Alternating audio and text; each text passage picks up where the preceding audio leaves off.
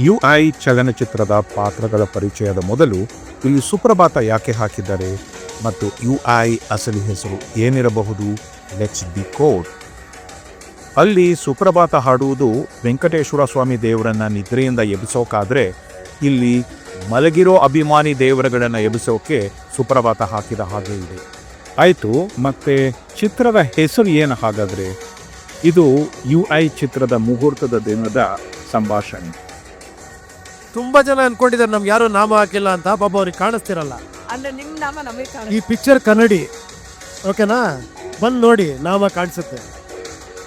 ಚಲನಚಿತ್ರದಲ್ಲಿ ರಾಜಕೀಯ ವ್ಯವಸ್ಥೆ, ಮತದಾರ ಪ್ರಭುಗಳ ಬಗ್ಗೆ ಹೆಚ್ಚು ಹೇಳಿರೋದ್ರಿಂದ ನನಗೆ ಅರ್ಥ ಆಗಿರೋ UI ನಿಮ್ಮ ಬೆರಳ ಅಂಚಿನಲ್ಲಿ ಇದೆ. ಅದೇ ಯೂನಿವರ್ಸಲ್ ಇಂಟೆಲಿಜೆನ್ಸ್. ಅದನ್ನು ಸರಿಯಾಗಿ ಬಳಸಿ. ಈಗ UI ಚಿತ್ರದ ಪಾತ್ರಗಳ ಕಿರುಪರಿಚಯ. UI ಇದನ್ನು ಯೂನಿವರ್ಸಲ್ ಇಂಟೆಲಿಜೆನ್ಸ್ ಅಂತನಾರು ಕರೀರಿ, ಇಲ್ಲ ನೀನು ನಾನು ಅಂತ ಬೇಕಿದ್ರೆ ತಿಳ್ಕೊಳ್ಳಿ. ಇಟ್ ಈಸ್ ಆ್ಯಕ್ಚುಲಿ ಎರಡು ಮನಸ್ಸು. ಇದು ಎರಡು ಒಬ್ಬರಿಗೆ ಸೇರಿದ್ದು. ನಮ್ಮೆಲ್ಲರ ಮನಸ್ಸಿನಲ್ಲಿ ಇರೋ ಕಾನ್ಷಿಯಸ್ ಆ್ಯಂಡ್ ಸಬ್ಕಾನ್ಷಿಯಸ್ ಮೈಂಡ್ಸ್. ಇದು ಸತ್ಯ ಅಣ್ಣನ ಪಾತ್ರ. ಈ ಪಾತ್ರ ನಾವೇ ಆಗಿರೋದ್ರಿಂದ ಇದು ನಿಮ್ಮೆಲ್ಲರ ಕಾನ್ಷಿಯಸ್ ಮೈಂಡ್, ಅದೇ ಜಾಗೃತ ಮನಸ್ಸು. ಈ ಪಾತ್ರನ ಸತ್ಯಾನೇ ಫ್ರೀಡಮ್ ಅಂತ ಹಾಡಿನಲ್ಲಿ ರೆಫರೆನ್ಸ್ ಕೂಡ ಕೊಟ್ಟಿದ್ದಾರೆ. ಈ ಪಾತ್ರನ ಯಾವಾಗಲೂ ಫುಲ್ ವೈಟ್ ಆ್ಯಂಡ್ ವೈಟ್ ಡ್ರೆಸ್ನಲ್ಲೇ ತೋರಿಸಲಾಗಿದೆ. ಇದು ಕಲ್ಕಿ ಭಗವಾನ್ ತಮ್ಮನ ಪಾತ್ರ. ಈ ಪಾತ್ರ ಕೂಡ ನಾವೇ ಆಗಿರೋದ್ರಿಂದ ಇದು ನಿಮ್ಮೆಲ್ಲರ ಸಬ್ ಕಾನ್ಷಿಯಸ್ ಮೈಂಡ್, ಮನಸ್ಸಿನ ಒಳಗಿನ ಮನಸ್ಸು. ಈ ಪಾತ್ರಕ್ಕೂ ಮತ್ತು ವಿಷ್ಣುವಿನ 10ನೇ ಅವತಾರ ಕಲ್ಕಿಗೂ ಯಾವುದೇ ಸಂಬಂಧ ಇಲ್ಲ. ವಿಷ್ಣುವಿನ 10ನೇ ಅವತಾರ ಮೈಥಾಲಜಿಕಲ್ ಕ್ಯಾರೆಕ್ಟರ್, ಪೌರಾಣಿಕ ಪಾತ್ರ. ಈ ಕಲ್ಕಿ ಸೈಕಾಲಜಿಕಲ್ ಕ್ಯಾರೆಕ್ಟರ್, ಮಾನಸಿಕ ಪಾತ್ರ. ಈ ಪಾತ್ರನ ಯಾವಾಗಲೂ ಫುಲ್ ಬ್ಲ್ಯಾಕ್ ಆ್ಯಂಡ್ ಬ್ಲ್ಯಾಕ್ ಡ್ರೆಸ್ನಲ್ಲಿ ತೋರಿಸಿದ್ದಾರೆ. ಇನ್ನು ಸತ್ಯ ಮತ್ತು ಕಲ್ಕಿ ಇಬ್ಬರು ಅಣ್ಣ ತಮ್ಮ, ಅದೇ ಒಂದೇ ಬ್ರೈನ್ ಎರಡು ಮನಸ್ಸು. ಕಲ್ಕಿನ ಸಬ್ ಕಾನ್ಷಿಯಸ್ ಮೈಂಡ್ ನೀನು ಅಂತ ರೆಫರೆನ್ಸ್ ಕೊಟ್ಟರೆ, ಸತ್ಯನ ಕಾನ್ಷಿಯಸ್ ಮೈಂಡ್ ನಾನು ಅಂತ ರೆಫರೆನ್ಸ್ ಕೊಟ್ಟಿದ್ದಾರೆ. ಇಬ್ಬರ ಕತ್ನಲ್ಲಿ ಇರೋ ಲಾಕೆಟ್ ನೋಡಿ, ಯು ಆ್ಯಂಡ್ ಐ ಥರನೇ ಇದೆ ಅಲ್ವಾ? ನೋಡಿ, ಇದಕ್ಕೆ ಹೇಳೋದು ಫೋಕಸ್ ಬೇಕು ಅಂತ, ಎಲ್ಲೆಲ್ಲಿ ವಿಷಯ ಬಚ್ಚಿಟ್ಟಿದ್ದಾರೆ ಅಂತ ನೋಡಿ. ಇನ್ನು ಈ ಪಾತ್ರದ ಹೆಸರು ನಂದಿನಿ, ಸತ್ಯನ girl friend. But in reality ಸತ್ಯ ಕಾನ್ಷಿಯಸ್ ಮೈಂಡ್ ಆದರೆ ನಂದಿನಿ ಅವನ ಸೋಲ್, ಆತ್ಮ ಇದ್ದಂಗೆ. ಅದಕ್ಕೆ ಸಾಂಗ್ ಸೀಕ್ವೆನ್ಸ್ನಲ್ಲಿ ಬಿಟ್ಟರೆ ಎಲ್ಲೂ ಸತ್ಯ ಮತ್ತು ನಂದಿನಿ ಒಂದೇ ಫ್ರೇಮ್ನಲ್ಲಿ ಇಲ್ಲ. ಒಳಗಿರೋ ಮುಖ ಮತ್ತು ಹೊರಗಿರೋ ಮುಖ ಒಟ್ಟಿಗೆ ಒಂದೇ ಸಾರಿ ನೋಡೋಕ್ಕೆ ಆಗಲ್ಲ ಅಲ್ವಾ? ಹಾಗೆ ಫಿಲಮ್ ಬಿಗಿನಿಂಗ್ನಲ್ಲಿ ಎಷ್ಟೇ ಹೊಡೆಸ್ಕೊಂಡ್ರೂ ಸತ್ಯ ಸಾಯೋಲ್ಲ. ಆದರೆ ಫಿಲಮ್ ಕೊನೆಯಲ್ಲಿ ನಂದಿನಿ ಕಾಲ್ ತುಳಿತಕ್ಕೆ ಸಿಕ್ಕಿ ಸಾಯ್ತಾ ಇದ್ದಂಗೆ ಸತ್ಯ ಕೂಡ ಸತ್ತೋಗ್ತಾನೆ. ಇಬ್ಬರು ಒಂದೇ ಅಂತ ಹೇಳೋಕ್ಕೆ ಡಿಫ್ರೆಂಟ್ ನರೇಷನ್ಸ್ ಕೊಟ್ಟು ಎಕ್ಸ್ಪ್ಲೈನ್ ಮಾಡಿದ್ದಾರೆ. ಇಲ್ಲಿ ಜೋಕರ್ನ ಮೀಡಿಯಾ ಅವರು ಅಂತ ಇಂಡೈರೆಕ್ಟ್ ರೆಫರೆನ್ಸ್ ಕೊಟ್ಟಿದ್ದಾರೆ. ಅಬ್ಸರ್ವ್ ಮಾಡಿ, ಜೋಕರ್ ಇಲ್ಲಿ ವೈಟ್ ಆ್ಯಂಡ್ ಬ್ಲ್ಯಾಕ್ ಎರಡೂ ಶೇಡ್ನಲ್ಲಿ ಇದ್ದಾನೆ. ಕಲ್ಕಿ ಜೊತೆ ಇದ್ದಾಗ ಬ್ಲ್ಯಾಕ್ ಡ್ರೆಸ್, ಸತ್ಯ ಜೊತೆ ಇದ್ದಾಗ ವೈಟ್ ಡ್ರೆಸ್ನಲ್ಲಿ ಜೋಕರ್ ಇರ್ತಾನೆ. ಅಂದರೆ ಈ ಜೋಕರ್ ಎಲ್ಲರ ಜೊತೆ ಇರ್ತಾನೆ ಮತ್ತು ಎಲ್ಲರಿಗೂ ಜೈ. ಇವರು ವೀರ ಬ್ರಹ್ಮೇಂದ್ರ ಗುರೂಜಿ, ಸತ್ಯನ ಸಾಕು ತಂದೆ. ಅವರದೇ ಆದ ಆಶ್ರಮ, ಫಾಲೋಯರ್ಸು ಇದ್ದಾರೆ. ಮುಂದೆ ಜನಗಳ ಹತ್ರ ಆಗೋದಕ್ಕೆ ಮತ್ತು ರಾಜಕೀಯದಲ್ಲಿ ನೆಲೆ ಕಾಣೋದಕ್ಕೆ ಸತ್ಯನಿಗೆ ಸಹಾಯ ಮಾಡ್ತಾರೆ. ಇಲ್ಲೂ ನೀವು ಅಬ್ಸರ್ವ್ ಮಾಡ್ಬೋದು, ಯಾವಾಗಲೂ ವೈಟ್ ಆ್ಯಂಡ್ ವೈಟ್ ಡ್ರೆಸ್ನಲ್ಲಿ ಇರೋ ಈ ಗುರೂಜಿ ಕಲ್ಕಿನ ಅವರ ಮಗ ಅಂತ ಇಂಟ್ರೊಡ್ಯೂಸ್ ಮಾಡಬೇಕಾದ್ರೆ ಫುಲ್ ಬ್ಲ್ಯಾಕ್ ಆ್ಯಂಡ್ ಬ್ಲ್ಯಾಕ್ ಡ್ರೆಸ್ನಲ್ಲಿ ಇರ್ತಾರೆ. ಇವರು ಕಿರಣ್ ಆದರ್ಶ್, ತುಂಬ ಫೇಮಸ್ ಚಲನಚಿತ್ರ ವಿಶ್ಲೇಷಕ ಮತ್ತು ವ್ಯಾಪಾರ ತಜ್ಞ. ಹೊಸದಾಗಿ ಬಿಡುಗಡೆ ಆದ ಖ್ಯಾತ ನಿರ್ದೇಶಕ ಉಪೇಂದ್ರ ಅವರ ಚಲನಚಿತ್ರ ಯಾರಿಗೂ ಅರ್ಥ ಆಗ್ತಾ ಇಲ್ಲ ಅಂತ ಅಂದಾಗ ಇವರು ಚಿತ್ರ ವಿಮರ್ಶೆ ಮಾಡೋಕ್ಕೆ ಅಂತ ಬರ್ತಾರೆ. ಮುಂದೆ ಡಿಕೋಡ್ ಮಾಡೋಣ ಏನೇನಾಗುತ್ತೆ ಅಂತ. ಇವನು ಕತ್ರಿಸೀನ ಪಿಕ್ ಪಾಕೆಟರ್, ಮುಂದೆ ವಾಮನರಾವ್ ಅಂತ ದೊಡ್ಡ ಪೊಲಿಟಿಷಿಯನ್ ಆಗಿ ಬೆಳಿತಾನೆ. CM ಇಲ್ಲ MLA ಅಂತ ಅಂದ್ಕೊಳ್ಳಿ. ಕಲ್ಕಿನ ನಂಬಿ ಸೆಂಟ್ರಲ್ ಮಿನಿಸ್ಟರ್ ಆಗೋ ಆಸೆಯಲ್ಲಿ ಮೋಜು ಮಸ್ತಿ ಮಾಡಿಕೊಂಡು ಎಲ್ಲ ಕಳ್ಕೊತಾನೆ. ಇಲ್ಲಿ ನಿರ್ದೇಶಕ ಉಪೇಂದ್ರ ಅವರು ರಾಜಕಾರಣಿಗಳನ್ನು ವಾಮನ ಅನ್ನೋ ಕ್ಯಾರೆಕ್ಟರ್ ಮುಖಾಂತರ ತುಂಬ ಹಾಸ್ಯ ಮಾಡಿದ್ದಾರೆ. ನಮ್ಮ ಸ್ಟೇಟ್ನಲ್ಲೇ ತಗೊಳ್ಳಿ, ಎಷ್ಟೋ ರಾಜಕಾರಣಿಗಳು ಸೆಂಟ್ರಲ್ನಲ್ಲಿ ಕುರ್ಚಿ ಆಸೆಗೋಸ್ಕರ ಇರೋದೆಲ್ಲ ಬಿಟ್ಟು ಹೋಗಿ ಖಾಲಿ ಕೈಯಲ್ಲಿ ಬಂದಿದ್ದಾರೆ, ಮತ್ತೆ ಮುಂದೆ ಬರ್ತಾರೆ ಕೂಡ. ನೋಡೋಣ, ಫೋಕಸ್ ಮಾಡಿ ಯಾರು ಅಂತ ಕಾಮೆಂಟ್ ಹಾಕಿ. ಇವರು ಹೈಕಮಾಂಡ್ ಸೆಂಟ್ರಲಿಂದ ಬಂದಿದ್ದಾರೆ ಸ್ಟೇಟ್ಗೆ. ಗೊತ್ತಲ್ಲ, ಎಲ್ಲ ಪಾರ್ಟಿಲೂ ಇರ್ತಾರೆ ಈ ಹೈಕಮಾಂಡ್. ಇವಾಗ ಎಲೆಕ್ಷನ್ ಕಂಟೆಸ್ಟ್ ಮಾಡೋಕ್ಕೆ ಟಿಕೆಟ್ ಕೊಡೋಕ್ಕೆ ಅಂತ ಸ್ಟೇಟ್ಗೆ ಬಂದಿದ್ದಾರೆ. ಇವರು ಕಲ್ಕಿ ತಾಯಿ, ಭೂಮಿ ತಾಯಿ, ಮದರ್ ನೇಚರ್ ಮತ್ತು ನಿಮ್ಮೆಲ್ಲರ ತಾಯಿ ಕೂಡ. ಅದು ಹೇಗೆ ಅಂದರೆ, ಈ ಫಿಲಮ್ ನೋಡಕ್ಕೆ ಬಂದಿರೋ ನಾವುಗಳೆಲ್ಲರೂ ಈ ಚಿತ್ರದ ಪಾತ್ರಧಾರಿಗಳು. ಕಲ್ಕಿ, ಸತ್ಯ, ನಂದಿನಿ, ಈ ಸಿಸ್ಟಮ್ಮು ಎಲ್ಲ ನಾವೇ ಇಲ್ಲಿ. ಇದು ಸಮಾಜ ಸೇವಕನ ಪಾತ್ರ, ಒಂಥರ ಸ್ಥಳೀಯ ಜನರ ನಾಯಕ. ಸಿಸ್ಟಮ್ ಜೊತೆ ಇದ್ಕೊಂಡು ಸಿಸ್ಟಮ್ನ ಧಿಕ್ಕರಿಸೋ ಕ್ಯಾರೆಕ್ಟರ್ ಇದು.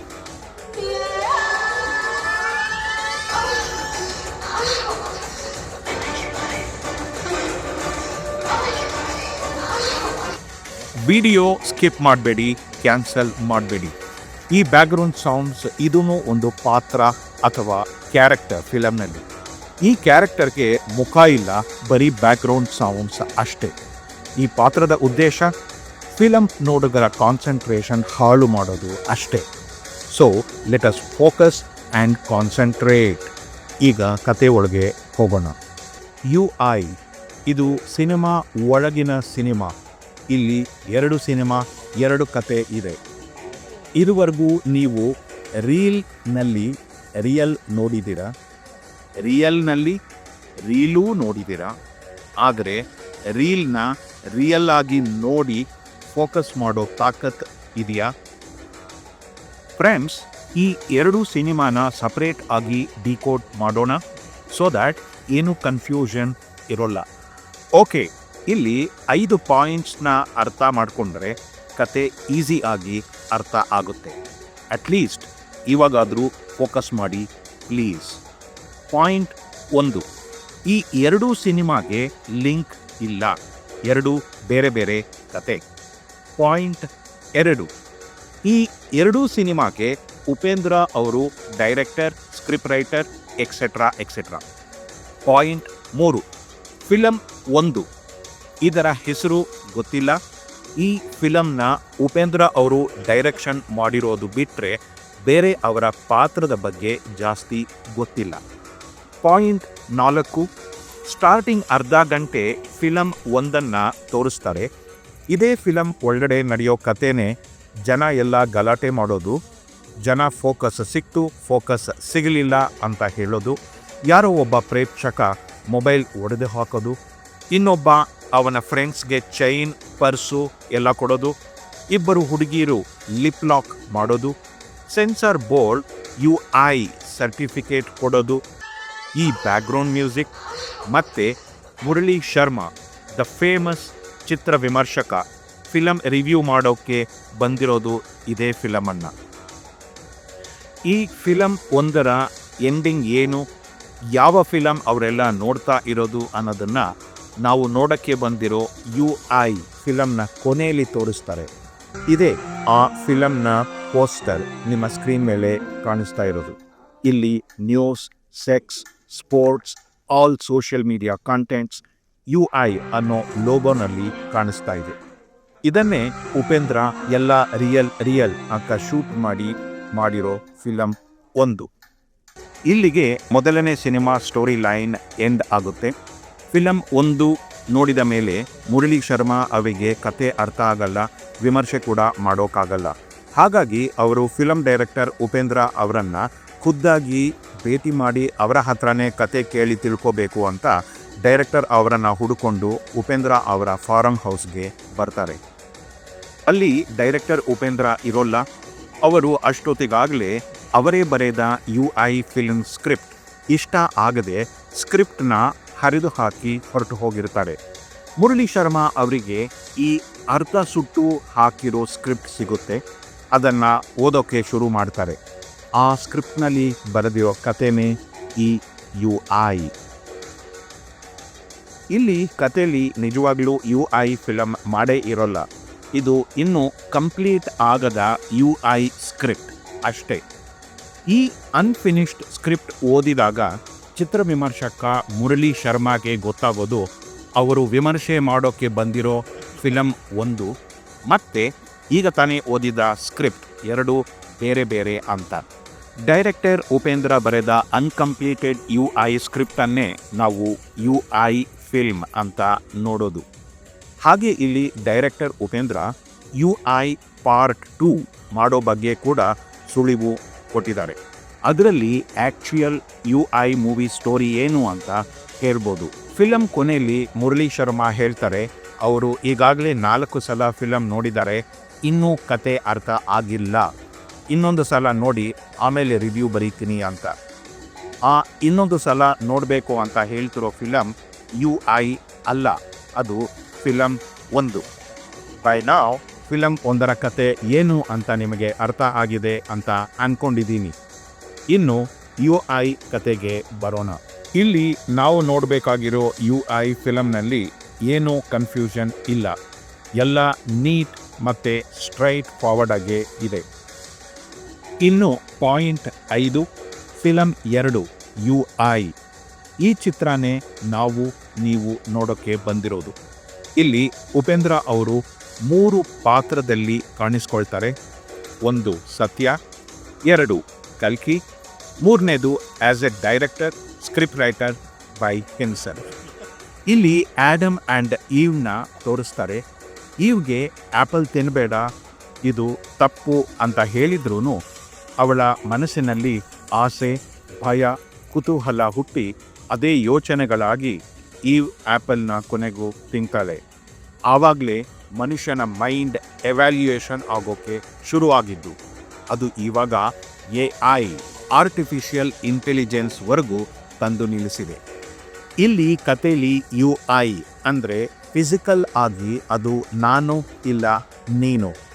ನಮ್ಮ ಮೈಂಡ್ನ ಒಳಗೆ ಒಳ್ಳೆ ಮನಸ್ಸು ಮತ್ತು ಕೆಟ್ಟ ಮನಸ್ಸು ಅನ್ನೋ 2 ಪಾತ್ರಗಳು. ಅದೇ ಸತ್ಯ ಕಾನ್ಷಿಯಸ್ ಮೈಂಡ್ ಆ್ಯಂಡ್ ಕಲ್ಕಿ ಸಬ್ ಕಾನ್ಷಿಯಸ್ ಮೈಂಡ್ ಅಂತ ಹೇಳಿರೋದು. ಈಗ ನಮ್ಮ ತಾಯಿ ಅಂದರೆ ಮದರ್ ನೇಚರ್ಗೆ ತೊಂದರೆ ಆಗ್ತಾ ಇದೆ. Mining mafia, timber mafia, medical mafia, political mafia, business mafia etcetera etcetera. ಈ ನಮ್ಮ ಮನಸ್ಸಿನಲ್ಲಿ ಇರೋ ಸತ್ಯ ಮತ್ತು ಕಲ್ಕಿ ಇದನ್ನೆಲ್ಲ ತಡೆಯೋದಕ್ಕೆ ಅವರದೇ ಆದ ದಾರಿನ ಕಂಡುಕೊಳ್ತಾರೆ. ಸತ್ಯ ಒಳ್ಳೆ ದಾರಿನ ಹುಡುಕೊಂಡ್ರೆ ಕಲ್ಕಿ ಡಿಕ್ಟೇಟರ್ ಆಗಿ ಎಲ್ಲ ಡೆಸ್ಟ್ರಾಯ್ ಮಾಡೋ ದಾರಿ ಕಂಡುಕೊಳ್ತಾನೆ. ಇಲ್ಲಿ ಕಲ್ಕಿ ಡೆಸ್ಟ್ರಾಯ್ ಮಾಡಬೇಕು ಅಂತ ಇರೋದು ಸಿಸ್ಟಮ್ ಅನ್ನ. ಈ ಸಿಸ್ಟಮ್ ಯಾರು? ಅದು ನಾವು ನಾವೇ ಅಲ್ವಾ ಪ್ರಕೃತಿನ ಹಾಳು ಮಾಡ್ತಾ ಇರೋದು. ಇಲ್ಲಿ ಸತ್ಯ ಆ್ಯಂಡ್ ಕಲ್ಕಿ ಇಬ್ಬರು ಒಂದೇ ಮೈಂಡ್ನಲ್ಲಿ ಇರೋದ್ರಿಂದ ಯಾರಾದರೂ ಒಬ್ಬರು ಮಾತ್ರ ಕೆಲಸ ಮಾಡೋಕ್ಕೆ ಆಗೋದು. ಫಾರ್ ಎಕ್ಸಾಂಪಲ್, ನಮ್ಮ ಕಾನ್ಷಿಯಸ್ ಮೈಂಡ್ ಎಚ್ಚರ ಆಗಿರಬೇಕಾದ್ರೇ ನಾವು ನಮ್ಮೆಲ್ಲ ದೈನಂದಿನ ಕೆಲಸ ಮಾಡ್ಕೊತೀವಿ.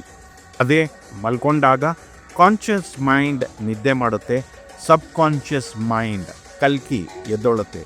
ಆವಾಗಲೇ ಕನಸು ಬೀಳೋದು. ಈ ಇನ್ನರ್ ಕ್ಲಾಶ್ನಲ್ಲಿ ಸತ್ಯ ಒಳ್ಳೆ ಮನಸ್ಸು ಗೆಲ್ಲುತ್ತಾ ಇಲ್ಲ ಕಲ್ಕಿ ಕೆಟ್ಟ ಮನಸ್ಸು ಗೆಲ್ಲುತ್ತಾ ಅನ್ನೋದೇ ಕ್ಲೈಮ್ಯಾಕ್ಸ್. ಈ ಸ್ಕ್ರಿಪ್ಟ್ನಲ್ಲಿ ಡೈರೆಕ್ಟರ್ ಉಪೇಂದ್ರ ಅವರು ಸತ್ಯ ಒಳ್ಳೆ ಮನಸ್ಸು ಗೆಲ್ಲೋ ಥರ ಕತೆ ಬರೆದಿರ್ತಾರೆ. ಅದನ್ನು ಅವರಿಗೆ ಗೊತ್ತಾಗದ ಹಾಗೆ ಕಲ್ಕಿ ಕೆಟ್ಟ ಮನಸ್ಸು ಸ್ಕ್ರಿಪ್ಟ್ ಚೇಂಜ್ ಮಾಡಿ ಕೆಟ್ಟ ಮನಸ್ಸು ಗೆಲ್ಲೋ ಹಾಗೆ ಕತೆ ಚೇಂಜ್ ಮಾಡಿರುತ್ತೆ. ಅದೇ AI ಆರ್ಟಿಫಿಷಿಯಲ್ ಇಂಟೆಲಿಜೆನ್ಸ್ ತನ್ನಷ್ಟಕ್ಕೆ ತಾನೇ ಕತೆ ಚೇಂಜ್ ಮಾಡಿದೆ. ಮೋಸ್ಟ್ಲಿ ಡೈರೆಕ್ಟರ್ ಉಪೇಂದ್ರ ಅವರು AI ಹೆಲ್ಪ್ ತಗೊಂಡು ಸ್ಕ್ರಿಪ್ಟ್ ಮಾಡ್ತಾ ಇದ್ರು ಅಂತ ಕಾಣಿಸುತ್ತೆ. ಅಲ್ಲಿ AI ಉಪೇಂದ್ರ ಅವರನ್ನೇ ಓವರ್ಟೇಕ್ ಮಾಡಿ ಅದಕ್ಕೆ ಹೇಗೆ ಬೇಕೋ ಹಾಗೆ ಕತೆ ಚೇಂಜ್ ಮಾಡಿಕೊಂಡಿದೆ. ಅದು ಗೊತ್ತಾದ ಉಪೇಂದ್ರ ಈ ಕತೆನ ನಾನು ಮಾಡೋಕ್ಕೆ ಬಿಡೋಲ್ಲ, ಇದು ಸರಿ ಇಲ್ಲ ಅಂತ ಹೇಳಿ ಸ್ಕ್ರಿಪ್ಟ್ನ ಹರಿದು ಹಾಕಿ ಹೋಗಿರ್ತಾರೆ. ಇದೇ ಅರ್ಧ ಬರೆದ UI ಸ್ಕ್ರಿಪ್ಟ್. ಅದನ್ನೇ ನೀವು ಇಷ್ಟೊತ್ತು ಕೇಳಿದ್ದು ನೋಡಿದ್ದು. ಇವಾಗ ನಮ್ಮೆಲ್ಲರಿಗೂ ಫೋಕಸ್ ಸಿಕ್ಕಿದೆ ಅಂತ ಅನಿಸುತ್ತೆ ಅಲ್ವಾ? ನಿಮ್ಗೇನು ಅನ್ನಿಸ್ತು ಅಂತ ದಯವಿಟ್ಟು ಕಾಮೆಂಟ್ ಹಾಕಿ. ಹಾಗೆ ಚಾನೆಲ್ಗೆ ಸಬ್ಸ್ಕ್ರೈಬ್ ಆಗಿ ಪ್ರೋತ್ಸಾಹಿಸಿ. ಜೈ ಕರ್ನಾಟಕ, ಜೈ ಕರ್ನಾಟಕ ಮಾತೆ. ಈಗ ಒಂದು ಲೈನಲ್ಲಿ ಹೇಳ್ಬೇಕಾದ್ರೆ ನಿಮಗೆ ಒಂದು ತಾಯಿಗೆ ಪ್ರಾಬ್ಲಮ್ ಆಗಿದೆ. ಆ ತಾಯಿಗೆ ಒಬ್ಬ ಒಂದು ಐಡಿಯಾಲಜಿಲಿ ಸೊಲ್ಯೂಷನ್ ಕೊಡೋಕೆ ಹೋಗ್ತಾನೆ, ಇನ್ನೊಬ್ಬ ಇನ್ನೊಂದು ಐಡಿಯಾಲಜಿಲಿ ಸೊಲ್ಯೂಷನ್ ಕೊಡೋಕೆ ಹೋಗ್ತಾನೆ. ಓಕೆ. ಬಟ್ ಅಲ್ಲಿ ವಿಲನ್ಸ್ ಯಾರು? ನೀವು ಈ ಕಡೆ ಕಲ್ಕಿ ವಿಲನ್ನ, ಸತ್ಯ ವಿಲನ್ನ ಅಂತೀರಾ. ಪಾಪ ಅವರಿಬ್ರು ಒಂದು ಪರ್ಪಸ್ಗೆ ಹೋಗ್ತಾ ಇದಾರೆ ಅಲ್ಲಿ. ಈ ಪಿಕ್ಚರ್ ನೋಡಿ, ಈ ಪಿಕ್ಚರ್ ವಿಲನ್ ಯಾರು ಅಂತ ಹೇಳಿ ಕರೆಕ್ಟಾಗಿ ಹೇಳಿ. ನಾನೇ ಈ ಪಿಕ್ಚರ್, ನಾನು ಪ್ರೇಕ್ಷಕ, ನಾನೇ ವಿಲನ್ ಅಂತ ಹೇಳಿ. ಪ್ರೇಕ್ಷಕ